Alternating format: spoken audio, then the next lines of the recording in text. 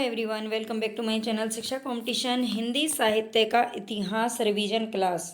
हम यहाँ पर 50 क्वेश्चन देखने वाले हैं जो कि हिंदी साहित्य के जो इतिहास ग्रंथ हैं उस टॉपिक से हमारे जो सारे क्वेश्चन हैं वो यहाँ पर रहने वाले हैं। बहुत ही अच्छी क्लास है किसी भी एग्ज़ाम के लिए, टीजीटी पीजीटी या कहीं भी कोई भी आप एग्ज़ाम हिंदी का दे रहे हो जिसमें लिटरेचर आता है उसके लिए रामबाण क्लास है। तो सारे क्लासेस को सबसे पहले आप क्वेश्चन को एक बार सही से अपना लगा लीजिए, कौन सा सही है उसके बाद में आप पॉज करके अपना क्वेश्चन लगा लीजिएगा।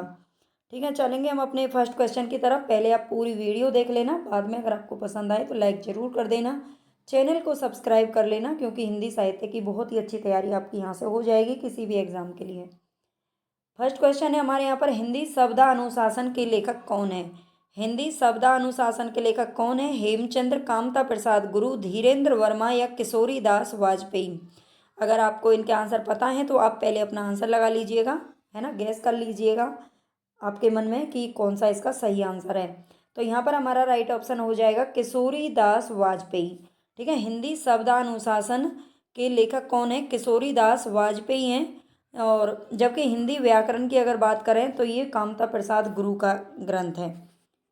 हिंदी का प्रथम व्याकरण लिखने वाले विद्वान कौन है? हिंदी का प्रथम व्याकरण किसने लिखा है? तो इसका राइट ऑप्शन हो जाएगा ए, जैसुआ केटलर। ठीक है, जैसुआ केटलर ने हिंदी का पहला जो व्याकरण लिखा था, हिंदी व्याकरण, वो लिखा था हिंदुस्तानी ग्रामर के नाम से। ठीक है, हिंदुस्तानी, ज़्यादा नहीं लेकिन जहाँ पर थोड़ा बहुत व्याख्या की जरूरत होगी वो हमें जरूर करनी है। 1698 ईस्वी में ये ग्रंथ है जो इन्होंने लिखा था। आगे चलेंगे, ए हिस्ट्री ऑफ हिंदी लिटरेचर, इसके लेखक कौन है? ए हिस्ट्री ऑफ हिंदी लिटरेचर के लेखक कौन है? फ्रैंक ई के, मैकमूलर, ग्रियर्सन या शुक्ल जी। तो यहाँ पर हमारा राइट ऑप्शन हो जाएगा फ्रैंक ई के। ठीक है, फ्रैंक ई के, जिन्होंने क्या लिखा था? A history history of Hindi literature. Acharya Ramchandra Shukla ने द्वितीय उत्थान का समय कब से कब तक तय किया है?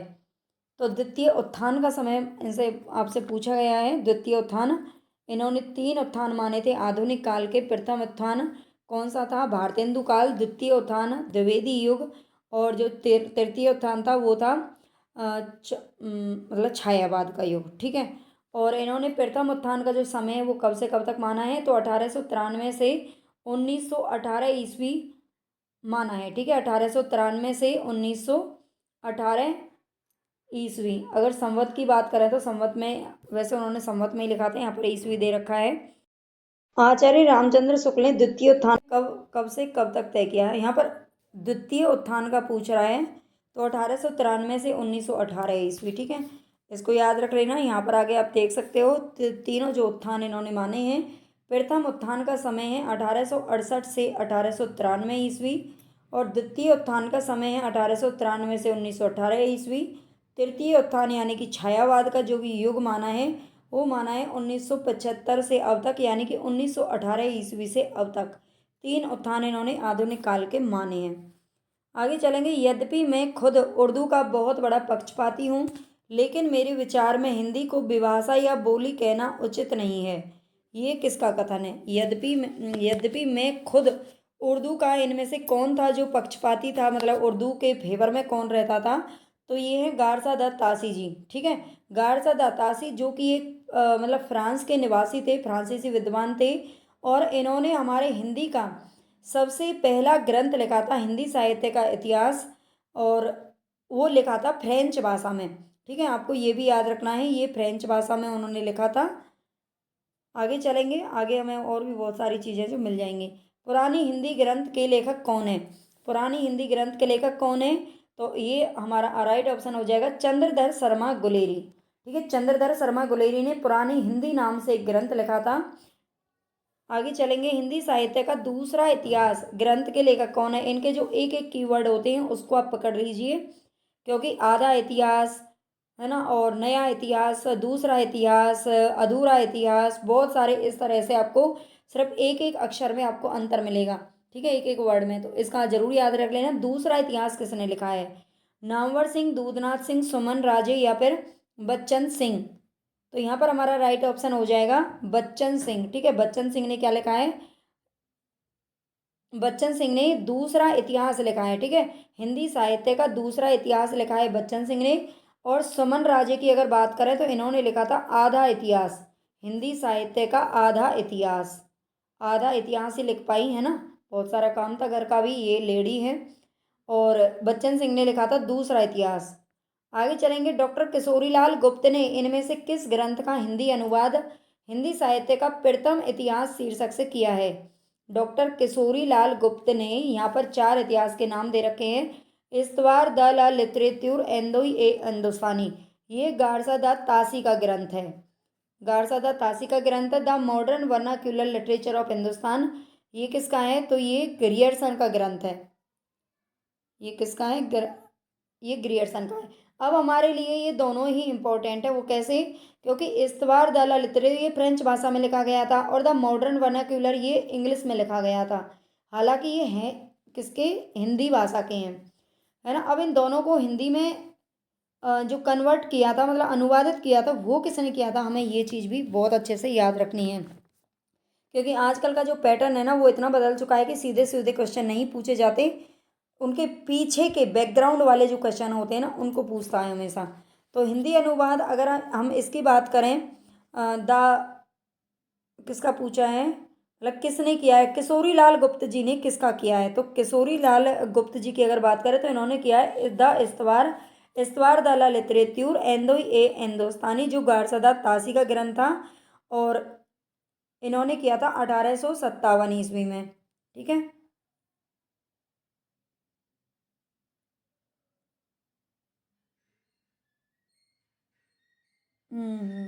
किशोरी लाल गुप्त की बात कर रहा है, एक मिनट। किशोरी लाल गुप्त जी ने ये किया था the modern vernacular literature of Hindustan, ठीक है, जो ग्रियर्सन का ग्रंथ था। इसे 1857 ईस्वी में ये किसने किया था? तो ये किशोरी लाल गुप्त ने किया था। इंग्लिश भाषा को हिंदी भाषा में अनुवादित किसने किया था? तो किशोरी लाल गुप्त ने। और अगर हम इनकी बात करें, गारसादा तासी का जो फ्रेंच का, और फ्रेंच जो जानता होगा वही तो करेगा, वो थे डॉक्टर लक्ष्मी सागर वार्स ने। उन्होंने किया था हिंदी साहित्य का इतिहास के नाम से 1852 ईस्वी में। हिंदी साहित्य का आधा इतिहास निम्नलिखित में से किसके द्वारा लिखा गया है? तो सुमन राजे के द्वारा लिखा गया है, ठीक है, डॉक्टर सुमन राजे। इसको भी आपको अच्छे से याद रख लेना। और ये कब लिखा था ये भी आपको बता देती हूँ, 2003 ईस्वी में, ठीक है। 2003 ईस्वी में से इन्होंने लिखा था हिंदी साहित्य का आधा इतिहास। रामचंद्र शुक्ल ने हिंदी साहित्य के आधुनिक काल को किस अन्य नाम से अभिहित किया है? यानी कि आधुनिक काल को क्या नाम इन्होंने और दिया है? वर्तमान काल, गद्य काल, उत्थान काल, या कोई सा भी नहीं। तो गद्य काल का नाम दिया है। ये कहते थे कि आधुनिक काल में सबसे ज़्यादा गद्य विधाओं का प्रवर्तन हुआ भारतेंदु से ही। भारतेंदु में बहुत ज़्यादा नाटक वगैरह लिखे गए थे, नाटक, उपन्यास, कहानियाँ, क्योंकि आपको ये चीज़ें पहले नहीं देखने को मिलेंगी। पहले सिर्फ काव्य भाषा ही, मतलब काव्य पर ही काम किया जाता था। आगे चलेंगे। मिस्र बंधु विनोद का चौथा भाग कब प्रकाशित हुआ? तो मिस्र बंधु विनोद का चौथा भाग कब प्रकाशित हुआ था? 1934, 13, 10 या 1900। तो यहाँ पर हमारा राइट ऑप्शन हो जाएगा 1934, ठीक है। मिस्र बंधु जो विनोद था उसमें उसके चार भाग प्रकाशित हुए थे, ठीक है। चार भाग उसके प्रकाशित हुए, जिसमें से तीन भाग 1913 में, तीन भाग प्रकाशित हो चुके थे। और चौथा जो भाग था वो हुआ था 1934 ईस्वी में, ठीक है। तो ये भी तीन आपको याद रख लेने हैं। आगे चलेंगे। काल क्रमानुसार लिखा गया हिंदी साहित्य का प्रथम इतिहास ग्रंथ कौन सा है? जो काल क्रम के अनुसार लिखा गया है, मान लीजिए कि मेरा जन्म है, मान लीजिए 2000, फिर किसी का 2001 है, किसी का 2002 है, किसी का 2003 है, मतलब इस तरीके से उनको काल क्रम के अनुसार रखा जाना, ये ये जो विधि है वो किसने अपनाई थी? शिव सिंह सरोज, इस्तवार दाला लितरेतुर एंदोई हिंदुस्तानी, तज़किरा ए शुअराए हिंदी जो कि मौलवी करीमुद्दीन की रचना है, और the modern vernacular literature of Hindustan. इसका राइट ऑप्शन कौन सा हो जाएगा? काल क्रमानुसार किसको लिखा गया था? तो इस्तवार दाला लितरेतुर एंदोई ए हिंदुस्तानी,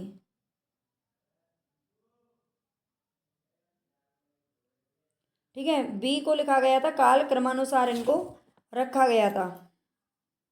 हालांकि मुझे कुछ ऐसा लग रहा है कुछ नहीं, लेकिन कुछ नहीं है, चलो आगे चलते हैं। हिंदी साहित्य का वैज्ञानिक इतिहास के लेखक कौन है? हिंदी साहित्य का वैज्ञानिक इतिहास किसने लिखा है? तो ये लिखा है डॉक्टर गणपति चंद्र गुप्त ने। ठीक है, डॉक्टर गणपति चंद्र गुप्त ने लिखा है और ये 2 भागों में लिखा था।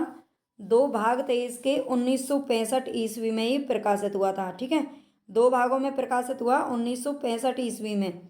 ये भी आपको याद रखना है। आगे चलेंगे। हिंदी साहित्य का पहला इतिहास किसके द्वारा लिखा गया था?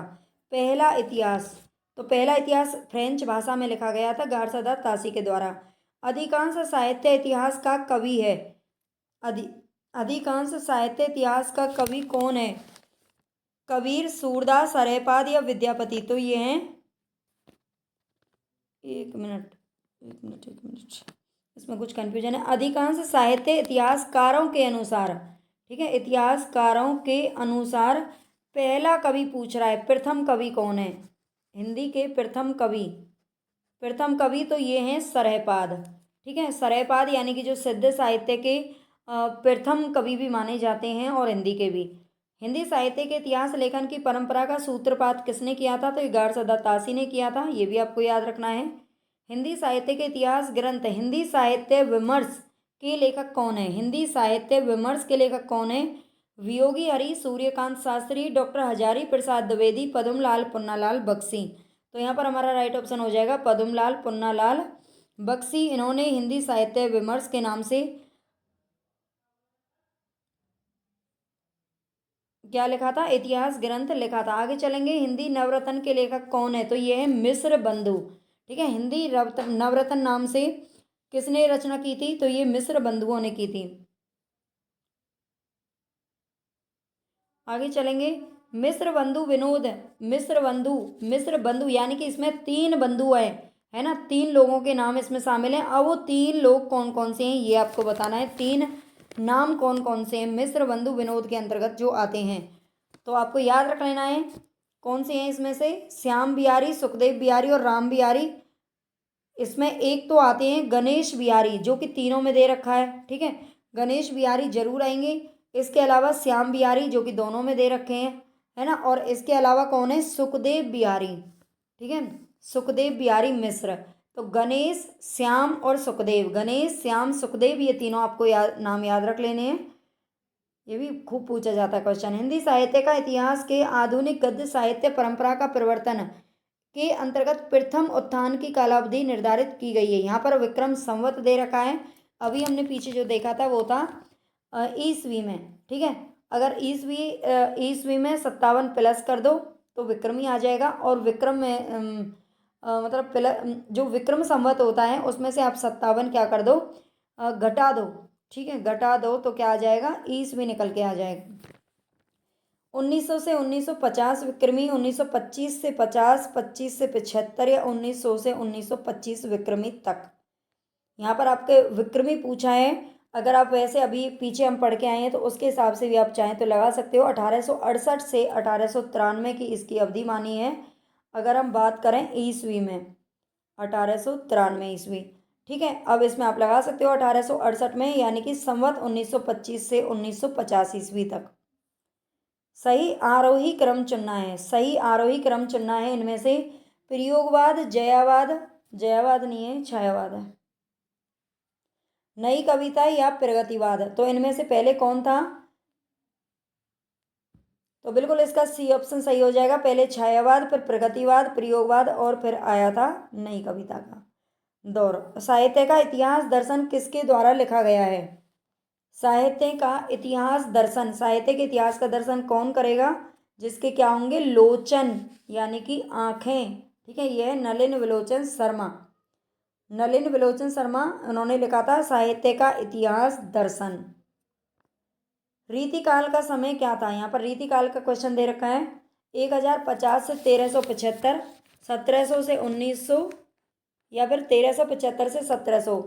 तो यहाँ पर ये जो समय है ना बहुत ही इंपॉर्टेंट है। 1050 से 1375 ये आदिकाल का समय है, जो कि किसके द्वारा माने गए हैं? शुक्ल जी के द्वारा माने हैं। और 1375 से 1700 तक ये माना गया था भक्ति काल का समय, और ये माना गया है रीतिकाल का समय। 1300 से 1900 विक्रमी संवत ये कब माना गया है? रीतिकाल का समय माना जाता है इस दौर में।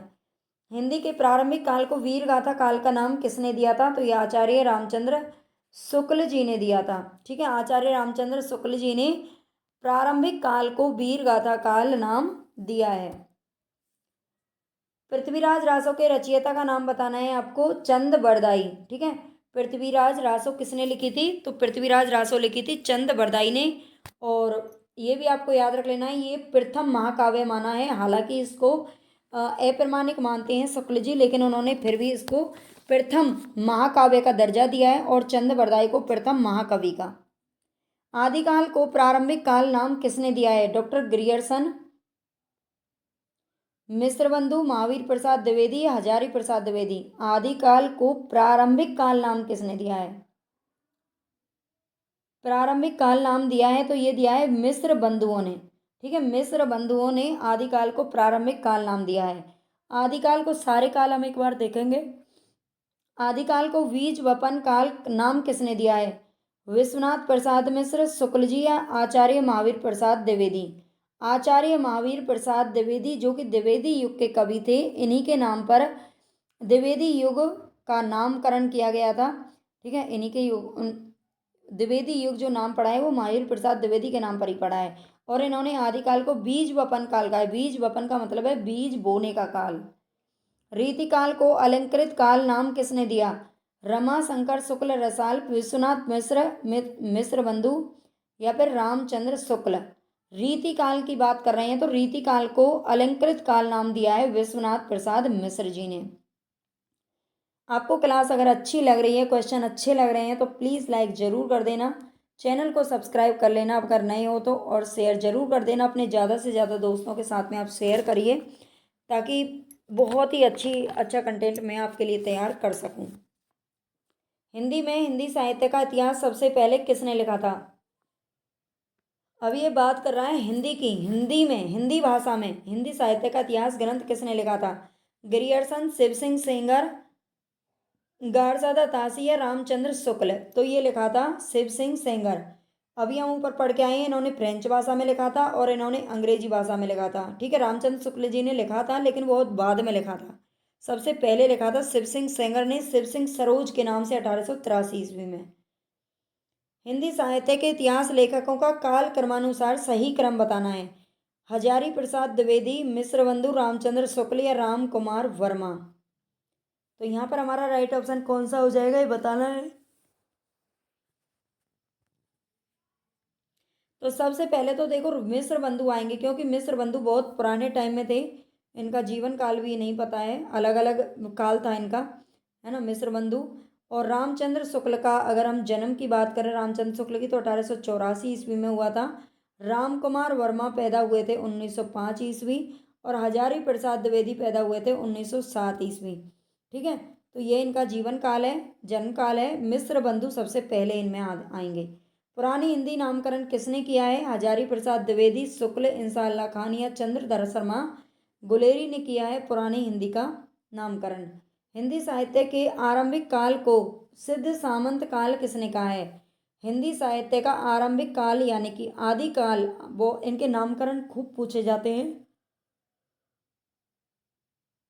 आरंभिक काल को सिद्ध यानी कि भारतेंदु युग की बात कर रहा है, उसको सिद्ध सामंत काल किसने कहा है? आदिकाल को राम कुमार वर्मा, राहुल सांकृत्यायन, गणपति चंद्रगुप्त या फिर मिश्र बंधु। तो यहाँ पर हमारा राइट ऑप्शन हो जाएगा राहुल सांकृत्यायन। ठीक है, जो राहुल सांकृत्यायन है उन्होंने सिद्ध सामंत काल के नाम से पुकारा है आदिकाल को। आरंभिक काल किसे कहा जाता है? तो ये भी आरंभिक काल मिश्र बंधुओं ने कहा था। किसको?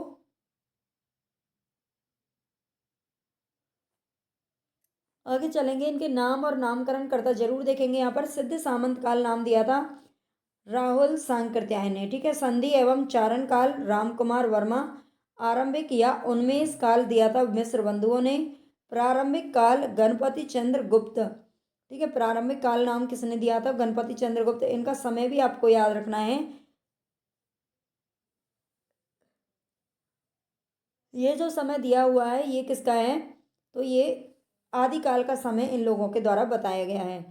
प्रारंभिक काल गणपति चंद्रगुप्त। चारण काल नाम दिया है डॉक्टर गिरियर्सन ने। ठीक है, संधि एवं चारण काल नाम दिया है राम कुमार वर्मा ने, लेकिन खाली चारण काल नाम दिया है डॉक्टर गिरियर्सन ने, जिन्होंने इसका समय माना है 700 से 1318 ईस्वी।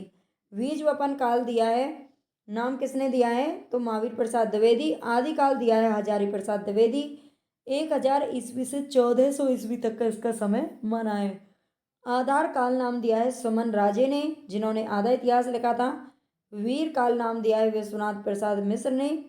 अपभ्रंश काल नाम दिया है धीरेन्द्र वर्मा ने। अंधकाल नाम कौन देता है, कपिल कुलश्रेष्ठ। ठीक है, और आधार काल नाम दिया है किसने, मोहन अवस्थी। संक्रमण या परिवर्तन काल नाम दिया है राम केलावन पांडे। और वीर गाथा काल दिया है आचार्य रामचंद्र शुक्ल, जिन्होंने जो समय माना है 993 से 1318 ईस्वी। आचार्य शुक्ल के अनुसार हिंदी साहित्य का आविर्भाव कब से माना जा सकता है, तो ये माना जाता है आचार्य शुक्ल जी के अनुसार प्राकृत की अंतिम अपभ्रंश अवस्था से। ठीक है, प्राकृत की अंतिम अपभ्रंश अवस्था से हिंदी साहित्य का आविर्भाव माना जा सकता है, ये शुक्ल जी के द्वारा। नेक्स्ट चलेंगे, इनमें से हिंदी साहित्य का इतिहास किसने नहीं लिखा है। कौन से ऐसे महानुभाव हैं जिन्होंने हिंदी साहित्य का इतिहास नहीं लिखा है। डॉक्टर नगेंद्र लक्ष्मी सागर वार्ष्णेय तो हम ऊपर देख चुके हैं, इन्होंने किसका किया था, द मॉडर्न यानी कि द इस्तवार द ला लिटरेचर हिंदुस्तानी का किया था 1852 में। और राम कुमार वर्मा ने भी लिखा था, है ना। राम कुमार वर्मा का कौन सा है, तो इन्होंने लिखा था आलोचनात्मक इतिहास। और बच्चन सिंह ने लिखा था दूसरा इतिहास। तो डॉक्टर नगेंद्र ने संपादन तो किया था, लेकिन इन्होंने कोई इतिहास नहीं लिखा है। इनमें से काशी नागरी प्रचारणी सभा के संस्थापकों में कौन नहीं है।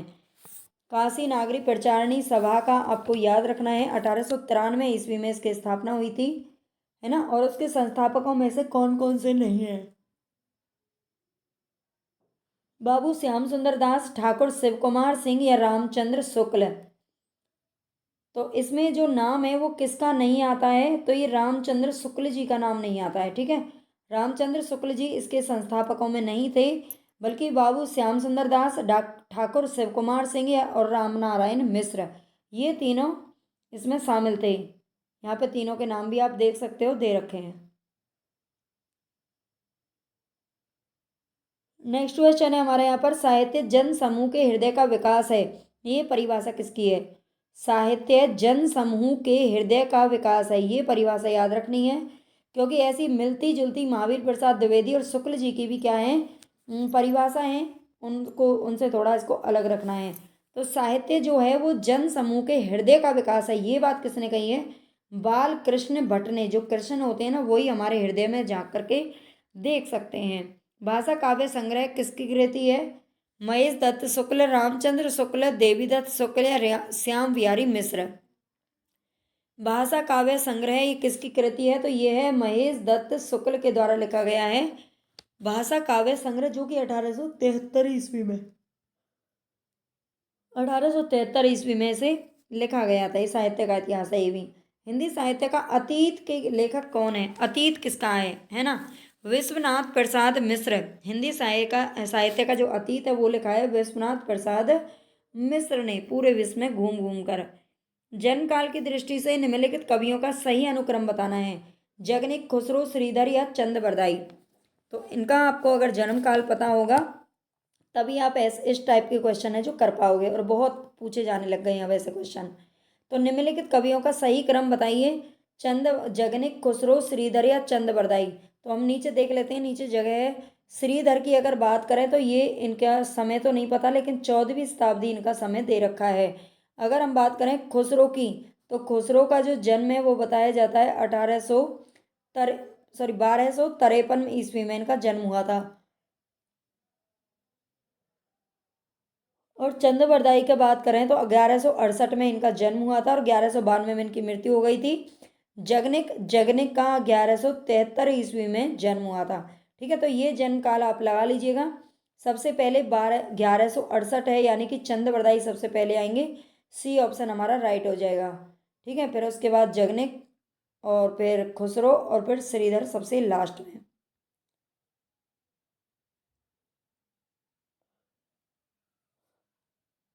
आगे देखते हैं, इनमें से वह कौन सी रचना है जिसे मूलतः हिंदी शब्द सागर की भूमिका के रूप में लिखा गया था, किंतु बाद में उसे स्वतंत्र ग्रंथ भी बना दिया गया। जिसे हिंदी शब्द सागर की भूमिका में लिखा गया था, कौन सा ग्रंथ है, वो है रामचंद्र शुक्ल का हिंदी साहित्य का इतिहास। ठीक है, रामचंद्र शुक्ल जी का हिंदी साहित्य का इतिहास है, जिसे बाद में स्वतंत्र ग्रंथ घोषित कर दिया गया। हिंदी साहित्य के प्रथम काल को वीरकाल नाम किसने दिया है? प्रथम काल यानी कि आदिकाल को वीरकाल नाम किसने दिया है? तो ये दिया है विश्वनाथ प्रसाद मिश्र ने, जिन्होंने रीतिकाल को अलंकृत काल नाम भी दिया है।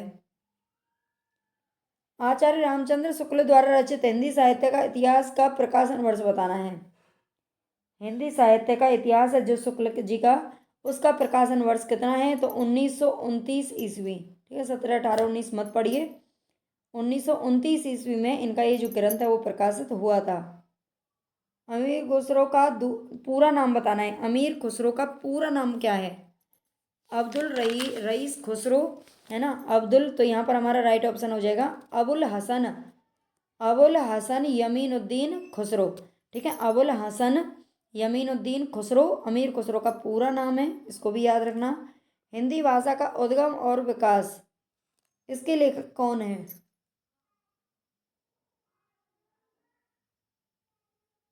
हिंदी भाषा का उद्गम और विकास के लेखक कौन है? डॉक्टर नगेंद्र शुक्ल या फिर हजारी प्रसाद द्विवेदी। अगर हम बात करें हिंदी साहित्य का उद्गम, हिंदी साहित्य की भूमिका, ये दो ग्रंथ हैं हजारी प्रसाद द्विवेदी का। यहाँ पर कह रहा है हिंदी भाषा का उद्गम, यहाँ पर भाषा पूछ रहा है, इस वर्ड को अच्छे से याद रखने हैं। उद्गम और विकास, ये है डॉक्टर उदय नारायण तिवारी जी का ग्रंथ। ठीक है, इसको अच्छे से याद रख लेना। हिंदी साहित्य के इतिहास लेखन में काल विभाजन और नामकरण का प्रथम प्रयास करने वाले हैं। कौन है ऐसे जिन्होंने हिंदी साहित्य के इतिहास लेखन में काल विभाजन और नामकरण का प्रथम प्रयास किया है?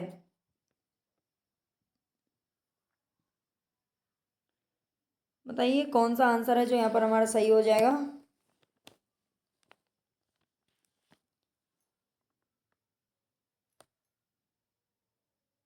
ये हैं डॉक्टर ग्रियर्सन, जिन्होंने काल विभाजन और नामकरण का प्रथम प्रयास किया है। वो कौन है? Doctor Grierson.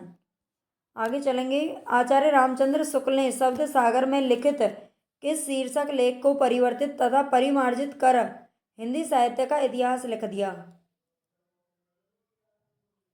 तो इसका आपको पता होना चाहिए, जो हिंदी साहित्य आचार्य शुक्ल जी ने शब्द सागर में लिखित किस शीर्षक, पहले किस शीर्षक से छपा था? तो हिंदी साहित्य का विकास नाम से छपा था, जिसका बाद में नाम बदल करके हिंदी साहित्य का इतिहास कर दिया गया था।